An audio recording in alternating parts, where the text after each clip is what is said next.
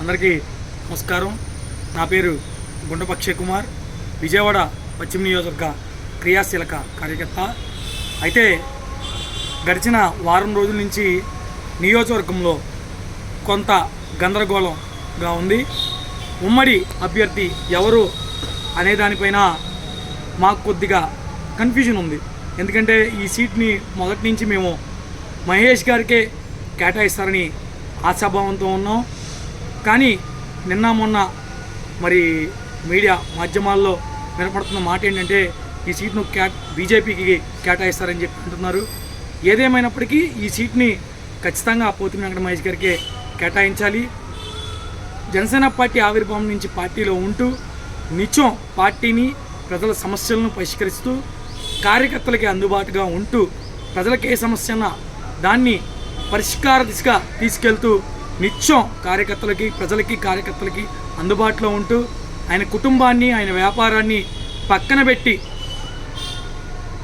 ఆయన ఆర్థిక స్థితిగతులను కూడా పక్కన పెట్టి మరి ఆయనకి శక్తికి మించిన అటువంటి సేవలు చేస్తూ నిత్యం ప్రజల్లో ఉంటూ ఎన్నో పార్టీ పిలిపించినటువంటి ప్రతి కార్యక్రమాన్ని చేస్తూ స్వతహాగా ఆయన కూడా కమిటీలని కొంతమందికి ప్రత్యేకమైనటువంటి బాధ్యతలు అప్పచెప్పి పార్టీ బలోపేతానికి కృషి చేసి మరి 2019లో కన్నా 2024 ఎలక్షన్కి మరింత బలంగా, అంతకు రెట్టింపు బలంతో మరి ఆయన జనాల్లో ఆదరణ పొందడం కావచ్చు, కార్యకర్తలని జనసేన వైపు ఇంకా పెరిగే విధంగా ఆయన చేసినటువంటి కార్యాచరణ కావచ్చు.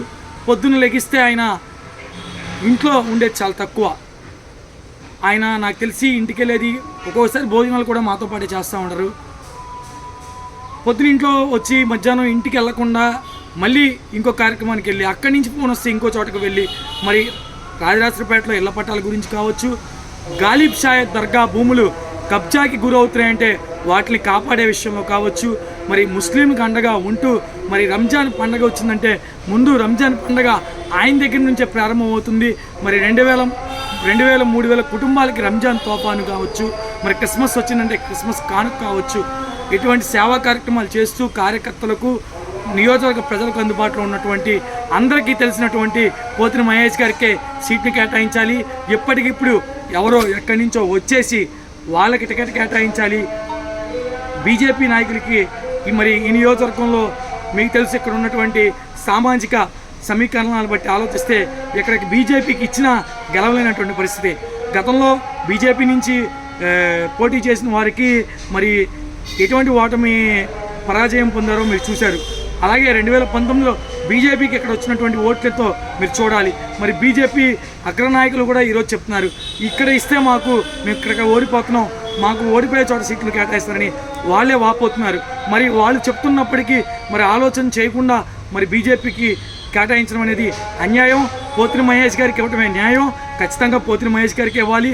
కొండ చెట్ట చివరి మెట్టు వరకు కూడా పోతిన మహేష్ అనే వ్యక్తి ఎవరో అందరికీ తెలుసు. మరి మొఖాలు తెలియని నాయకుల్ని ఎప్పటికప్పుడు తెచ్చి మరి వైసీపీ లాంటి పార్టీని ఎదుర్కోవాలంటే మరి ప్రజలకు తెలియని నాయకులను తీసుకొచ్చి నిలబడితే కష్టం.